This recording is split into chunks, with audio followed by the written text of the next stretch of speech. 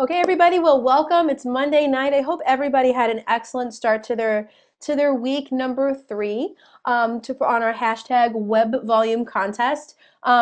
These weeks have been going so incredibly well, and it's been really great to see the interactivity on Facebook and to see the attendance for our Tuesday night webinar series and the results that people are getting. Also, I'm loving the kinds of questions that we see in Facebook. People are asking very specific questions. People are getting creative, really, really working hard to expand their networks and meet new prospects and, just asking what kinds of questions are working. And I mean, it's just been really, really cool to see that level of question and answer stuff kind of happening.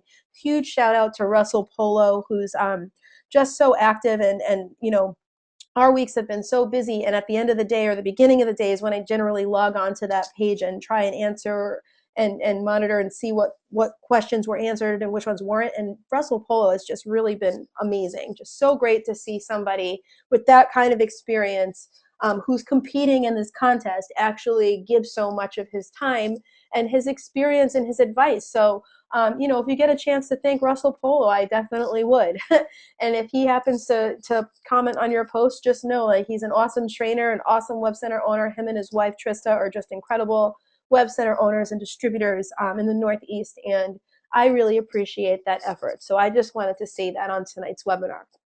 Okay, so welcome to week 3. We will be going through a couple of quick reminders. I'm going to share with you both the results from week 2 and the total results thus far. And then tonight's topic is going to be dedicated to working in industries of which you are familiar with, meaning if you have any work experience or job experience or just any kind of exposure to a specific industry, how can you use your knowledge of that industry to your advantage when you're talking to website prospects that you have on your current list, and how can you use that knowledge to expand your list? What kinds of higher level conversations might you be able to have with these kinds of prospects? And I'm going to give you a couple of tips that I've used in this situation for scheduling appointments in this scenario. And we'll end with our typical reminders and a couple of quick announcements. Again, the whole thing will be just 30 minutes. And so after we're done with this session, we'll do some questions and answers.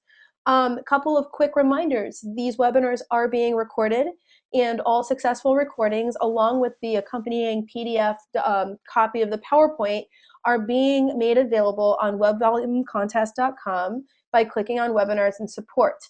The webinar recordings are only done in English. However, we are having these documents translated to Spanish and also into Chinese so that you guys can download them in various languages to read as well.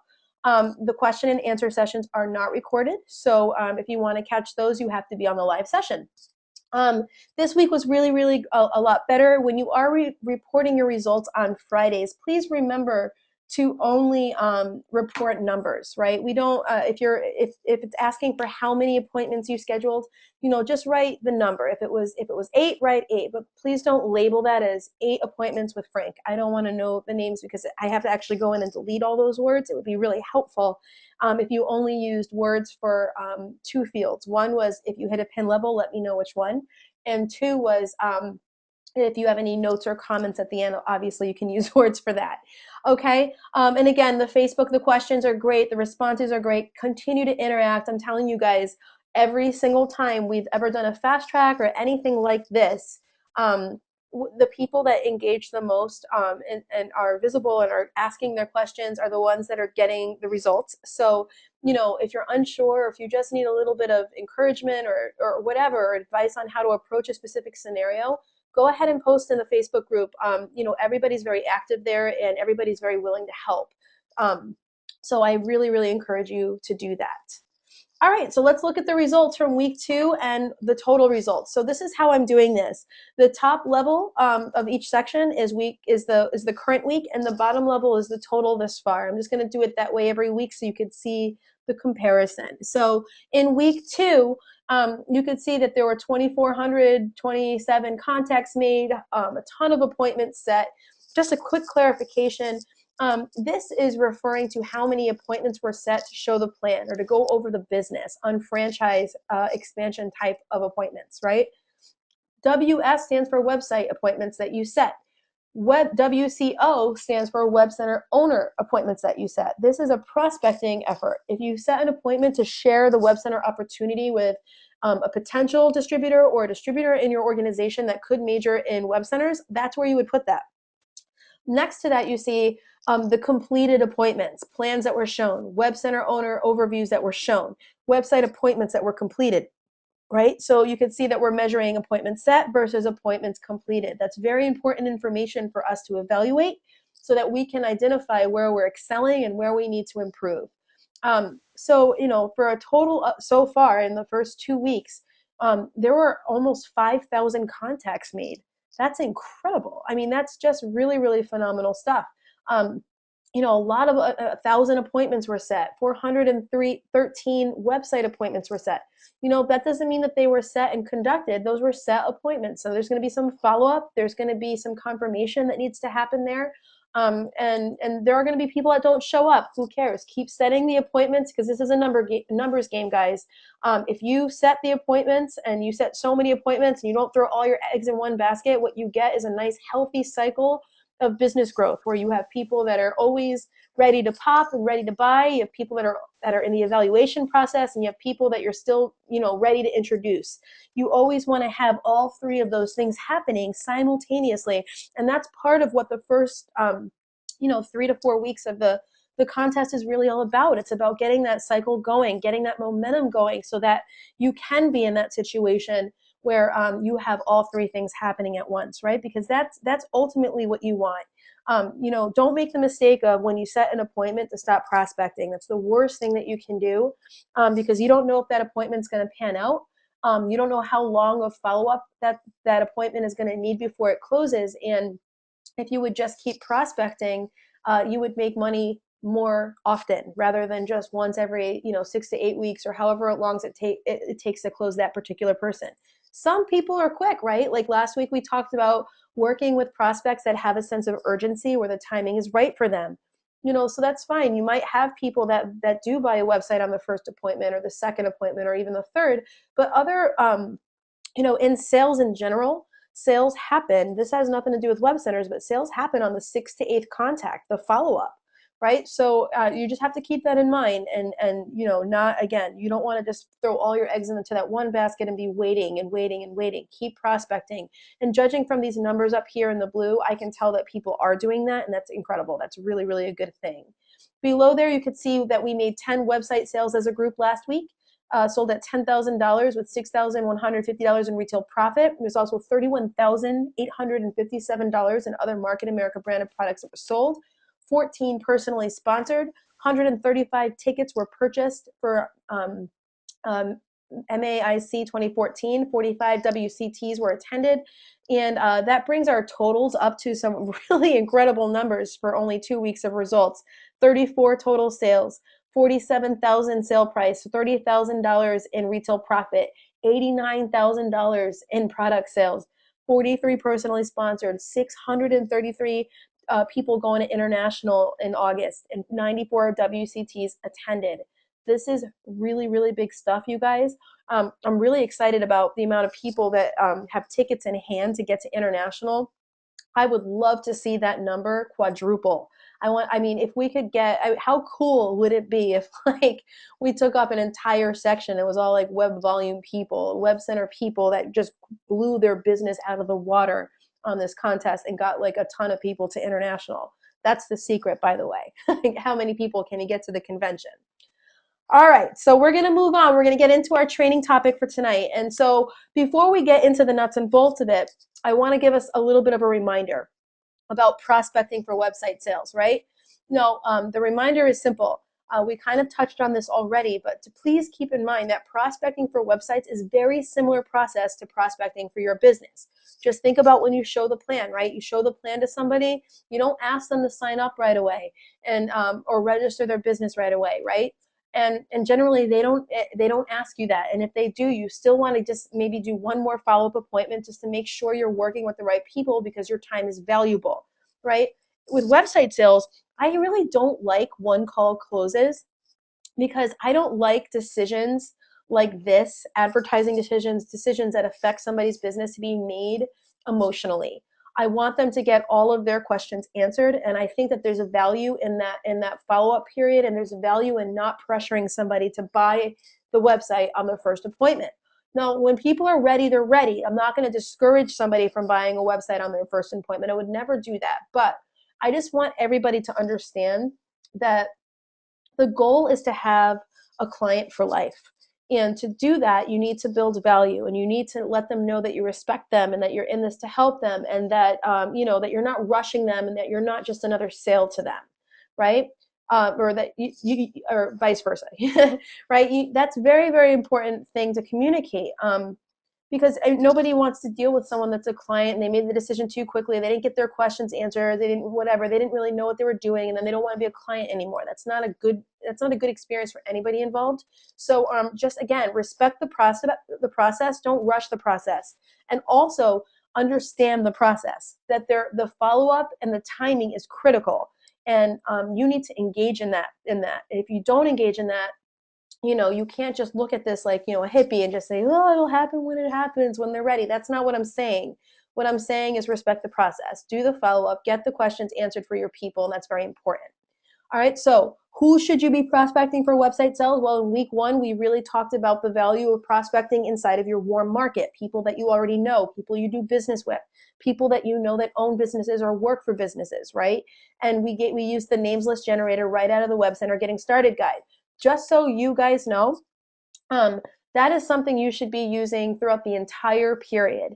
We're going through some new creative ideas for expanding your network and other ideas for prospecting, but these ideas and these techniques that I'm teaching are really meant to be done alongside the fundamentals, alongside that warm market, because everything that we do should in theory feed your warm market, right? Because we're talking about relationship building here. We're talking about building rapport with people and expanding your warm market in new ways, so that you're not just limited to the people that you know right now, right? So just keep in mind that this warm market, this fundamental strategy that we covered in week 1, that never goes away. That is not just something for beginners. That is the foundation of everything that we do. And that's why when I'm participating in fast tracks or on this contest or when I'm building my business, I always start with that. I'm always feeding that. I'm always expanding that, because that is like my Bible. It's very, very important that you guys remember not to put that aside, and that they work really hand in hand. In week 2, we talked about working with people with urgency, people that had timing. The timing was perfect for them right now, and we talked about how timing is part of the process. Well, okay, use that to your advantage. Who here has anybody who here actually applied what we talked about last week? I'd love to know how it went for you. It's very, very important, right? We learned a lot about that from JR at the most recent World Conference in Miami. The information alone is just not enough. The application is what's going to equal the transformation. So did anybody go home and make a names list of people where the timing would be probable for them to be likely to make a sale sooner, right? How could we use the timing to our advantage rather than waiting 6 to 8 weeks for somebody's timing to work out, right? So all of these things can be happening all the time. So what I'm going to teach you this week is something you can try out this week alongside these 2 techniques that you've already learned. But at the very, very least, it's going to be done alongside your warm market technique. So let's talk about comfortable conversations, right? Your comfort level during conversation is, it's not almost, it is more important than what actually comes out of your mouth, right? Think about yourself when you've talked to somebody or a car salesman or whatever. Just use a car salesman as an example. When you've talked to somebody, you're buying a car. If the person that is selling you a car is uncomfortable or nervous, or doesn't believe in what they're saying, does that make you as a consumer feel good or bad, right? It makes you feel pretty badly, I think. So you have to acknowledge that and ask yourself, how are you communicated when you're talking to your prospects? Are you comfortable or are you uncomfortable? Because however you feel is exactly the kind of energy and the emotions that you're going to be transferring onto your prospect. So let's identify where your comfort can come from, right? Your comfort will come from really what I believe is three different places. Number one is belief in our product. If you believe in your core that this product can actually help somebody, that it's a good product, and that we're going to, do what we say we're going to do, you're going to communicate that, right? Your belief is very important, attitude and knowledge. It doesn't mean you need to know the technology in and out. You just need to know that it's a good product. I don't know how aloe helped my 6-year-old with his eczema. All I know is that it did, right? So when I'm talking to somebody about that has eczema or that has kids with eczema, I can share that and I can say, I don't know if this is going to work for you. You can ask your doctor, you could just try it, whatever you want to do. All I know is that my son was on every kind of steroid, cream, topical thing, even he was even taking pills for it. Nothing helped him. And then I started to give him 6 ounces a day of natural aloe at the recommendation of one of my business partners. And literally within 3 to 4 days, it was completely gone. And I was just like, as a mother, I just remember being like so relieved that my son was comfortable in his own skin, literally comfortable in his own skin for the first time in years. And so again, I don't know how it worked. I don't know the science behind how aloe helped him with that or why his body reacted the way it did, but I can share that story. And I know that when I'm talking to a parent that's going through that or having a challenge with it, with a similar thing, that they'll try it, right? And that I can make a recommendation. That's the kind of belief that you need to have when you're talking about our product, right? When you're listening, you're talking to your prospects and they're telling you about challenges that they're having or things that they'd really like to accomplish in their business. How can you help them? Come from that place. Don't come from a place of, I want to sell you something and make money off of you. You have to care. Make it a priority to care about your prospect, to get to know what their needs are, and to have some belief and some backbone that our product and our service and our people are good enough to help, right? And that at the very, very least, the information is going to be helpful for them to identify that whether or not this is a good fit, right? And so those are like the two foundational things, right? I think that regardless of this third technique that I'm going to share with you tonight, you need to make it a priority to have belief in our product, and however you're going to build that belief is on you, and make it also a priority to care. You could build belief in our product by reading testimonials or looking at our before and afters on Facebook or going to masamples.com and just seeing like the end product. Whatever you need to do to build belief in the product in the process, that's going to help you to have a comfortable conversation with your prospect. Now, a third item that can really, really influence your level of comfort and, in essence, your efficacy during a conversation is to just be comfortable with the topic of conversation, right? When I'm talking to people about dance or fitness or yoga or website marketing or whatever, I'm very, very comfortable talking about these things because these are things that I do. When I'm talking to a business owner who's asking questions about social media, I feel very comfortable because I know I have a solution that can help. This is a conversation that I'm very comfortable with. So where can you find a comfort level for yourself, right? So this is what it comes down to. People feel comfortable in conversations where A, they can relate to the topic, or they feel like they can make a meaningful contribution. All that means is you feel comfortable talking about stuff that you know and talking about stuff where you can actually carry on a conversation and not feel silly, right? It's that simple. So I would ask yourself these three questions. Where have you worked? What industries have you had experience with? And also, what about your friends, family, or colleagues, people that you're close to? Where do they work that you might feel like you have more knowledge than, the typical consumer, right? So take this as an example. Let's say you worked in the restaurant business for years, or through high school you were waiting tables, or college, or whatever, or you've worked a part-time job forever in retail, whatever, right? Write it down. Or I wrote this, your spouse is a dental hygienist, right? Don't forget, people come home and talk about their business or how their day at work went all the time. So, if I was married to somebody that was a dental hygienist, they would come home and have these conversations with me. I have a best friend that is a dental hygienist, and I know more about what she does all the time because we talk about how work goes, right? These are normal conversations that happen, and she complains to me about her job, or she tells me the cool things that are happening cool things that are happening at our job as well.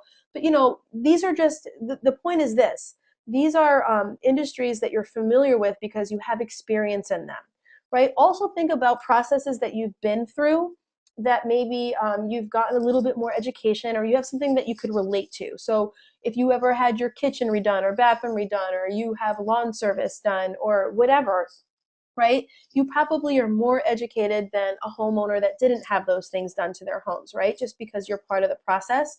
So you might be able to carry on just a little bit more comfortably a conversation with a builder, right? The chances are you know more about the industries that you have experience in than some random experience or some random industry like HVAC, right? I actually know a little bit about HVAC. I just wrote that down because most people don't know what that is.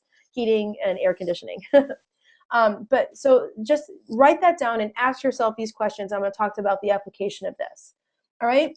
How can you then take that experience inside of those industries that you have a comfort level with, that you're familiar with, and use it to relate to a website prospect, to establish a personal connection, and to establish trust, right? Last week we were talking about when you're talking to prospects that you don't know, that the first thing, your first order of business is to establish some sort of personal connection, right? Well, when you have a familiarity with an industry, this is one way to do that, right? Because you're sharing that you have an interest in what this person does, and you have a little bit of knowledge about what they do, right? And because you can establish that personal connection, and you have that relatability right off the gate, that establishes trust. And by the way, this process that we're talking about can be applied with people that are already on your warm market names list, meaning that you already know them, or it could be applied to a list of businesses in your area that you create. And so I'll give you an example of how to do that. All you want to do is use this whole identify, investigate process. So last week we whipped out this names list, and we created a list of people in our area with urgency, and we gave a specific example for home shows, just because it's a big home show season right now. It's contractor season, but for me, it's restaurants. I was a waitress in high school. I was a caterer in high school. I was literally a maitre d' by my senior year of high school. So I have a lot of experience running events, and I did it all through college. And my mom also worked in the restaurant industry. I have friends that own restaurants. So, I know the kinds of things that happen in restaurants. I just know what they are. And I want to see if I gave you specific, I don't know why I didn't give you this. Let's see. I did. Very good. Okay, I just didn't want, I was getting ahead of myself there. But in any case, so one of the things that I could do is I could use this information, my comfort level, to reach out to people I already know, or I could create a list of all the restaurants in my area. I could literally just go to Google or open up my local Yellow Pages or whatever, and I could write down every single restaurant or catering company in my town or the surrounding towns. And I can make it an absolute priority to introduce myself to these business owners, to get to know them. And by the way, if you're dealing with things like restaurants, it's not the worst thing in the world to go out and try food at different restaurants and actually experience the restaurant and try new foods. Like, instead of just ordering out from the same place you always go to, why not try out ABC restaurant, right? And again, just like with any other situation, whether it's your existing names list, or we're talking about the names list we built last week, or we're talking about creating an industry specific names list like we are this week, it's very important to investigate, right? So you're going to have that comfort level because it's an industry where you kind of know the ins and outs on how that business runs, but also you want to have some information about their current website climate, their website situation, so that you're just one step ahead of the game.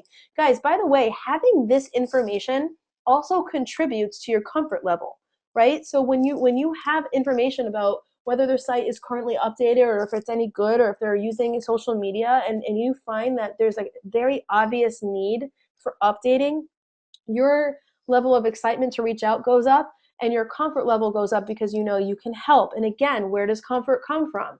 It comes from belief in the product, knowing you can help, and being comfortable with the topic of conversation. So do everything that you can to put your best foot forward, so that when you are talking to your prospects, you feel like you can be really effective, and you feel like you can have a really awesome conversation.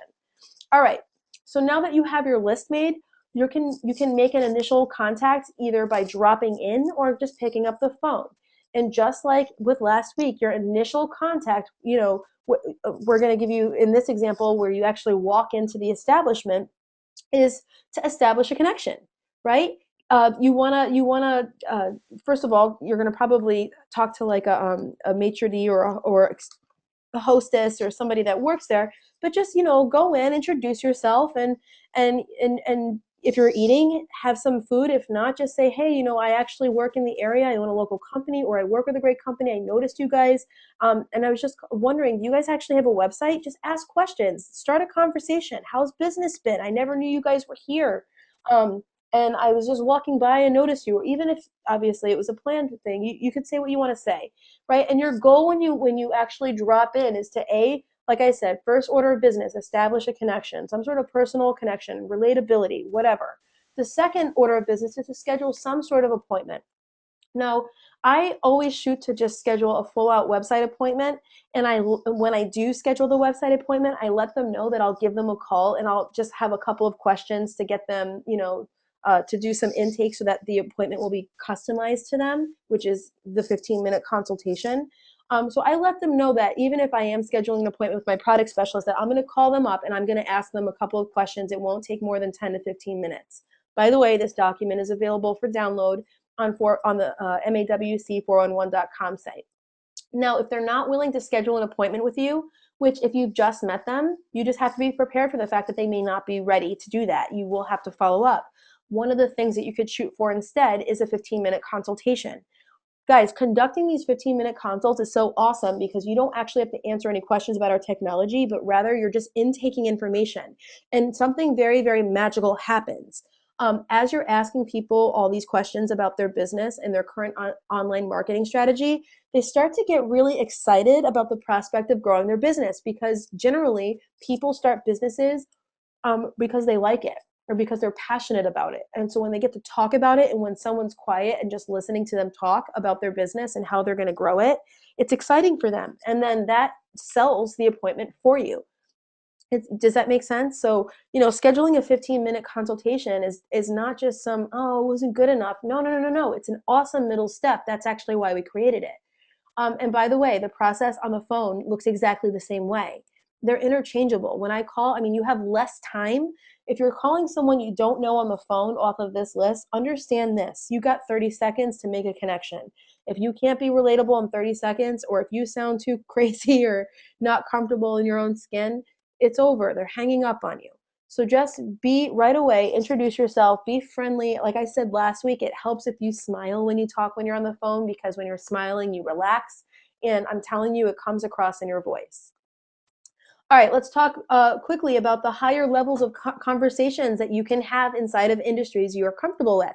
So I gave a couple of examples for restaurants. So, when I'm talking to a restaurant owner, because I'm familiar with how restaurants function, I can ask some really cool questions that have to do with their business, and we can have a higher level conversation about them, right? Very, very, very important. Don't miss this. When I say higher level conversations, I'm talking about their industry, not ours. You don't have to have a higher level conversation about our features or benefits or technology. This is about them.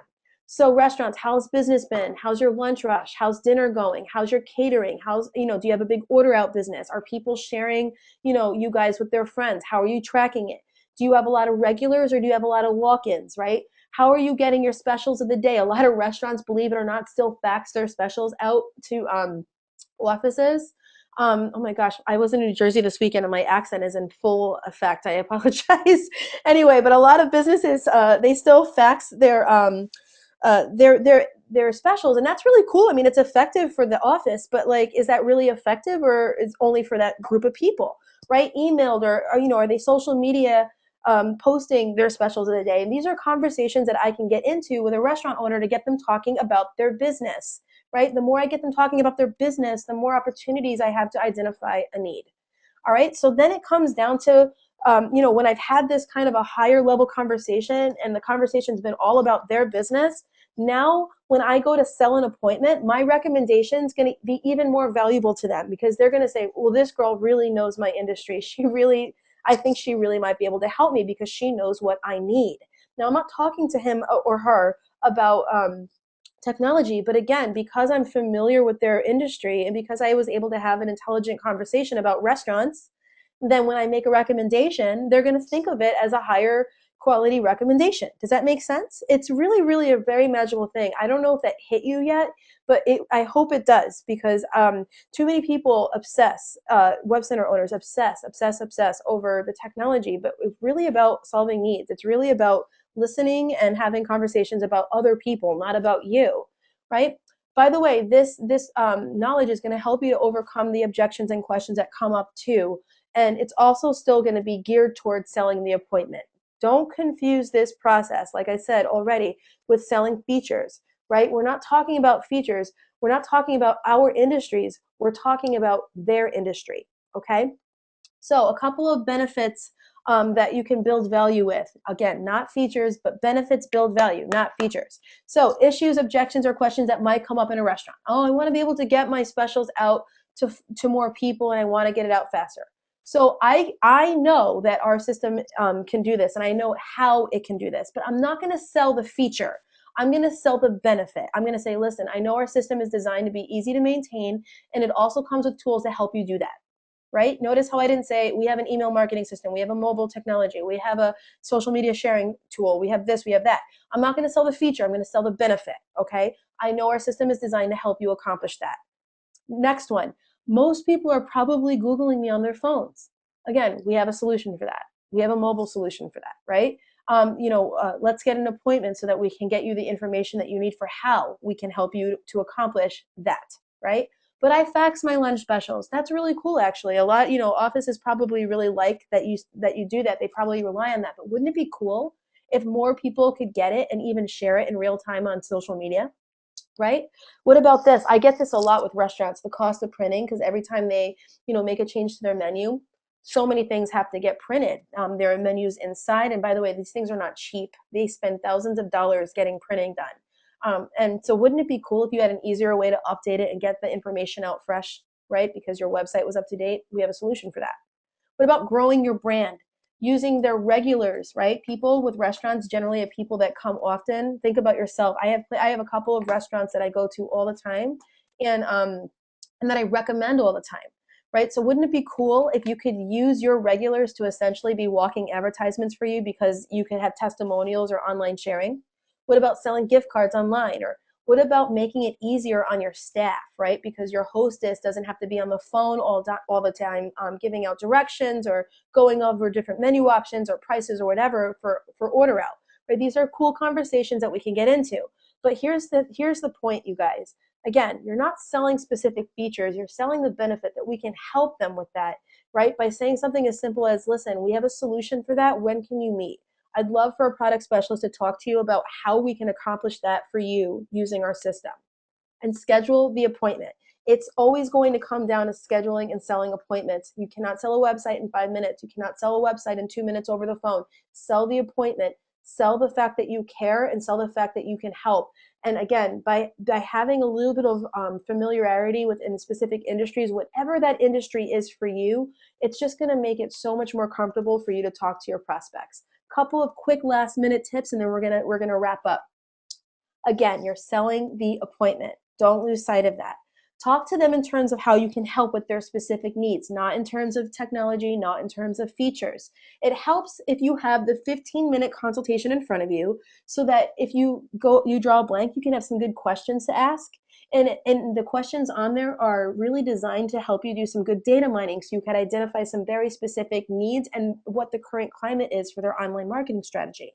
The more information you have on their specific needs, the more opportunities you're going to have to solve a problem for them.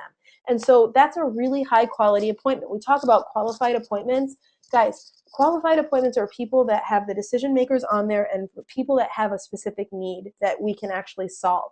The more data mining you do, the more opportunities that you can solve a problem, the higher the likelihood that you're going to make a sale. And again, the old rules on selling the appointment still apply. You still want to build rapport. You need to identify need. You need to care about your prospect and sell the appointment. So I'm going to make this PDF available on Facebook for you guys to review and to apply to your week. And I hope that this has been helpful for you, and maybe given you a couple of ideas for some new prospects that you might be able to reach out to this week. Remember, guys, it's about a little bit every day. You want to win this race, you want to win this contest. Make sure you're making 3 contacts a day and you're shooting to schedule 1 appointment. If you can keep it that simple, you're in the race. If you're doing less than that, that's fine. Just make sure you're consistent. If all you can do is 1 a day, that's fine. 1 a day is better than none a day, right? Don't forget to report your results. Don't forget to stay engaged on Facebook and to refresh on your basics. Next week, we're going to talk about how you can work within organizations, not-for-profits, churches, the NPOs that are out there, because all of those people, there's a very, very big misconception that these people don't have money and that we should be selling websites short. It's not true. A lot of them have endowments and they have money allocated toward this very, very specific thing that we can help them with. And by the way, we can consolidate it for them. We can make it more effective for them. We can really, really do a good thing. So we're going to talk about identifying organizations that you already belong to. What does the process look like? Because the process is a little bit different when you're dealing with not-for-profits, because generally it's not one person making a decision, but rather a committee. And we're going to talk about prospecting for other organizations through organizations. So this is a technique that we've used in our web center business that has led to, countless sales, because it's a networking mecca. So I'm really excited. Don't miss next week's webinar. And don't forget to apply the techniques and the strategies that we've been covering already and that we learned tonight to your week this week. So guys, stay engaged, and I look forward to interacting with everybody throughout the week.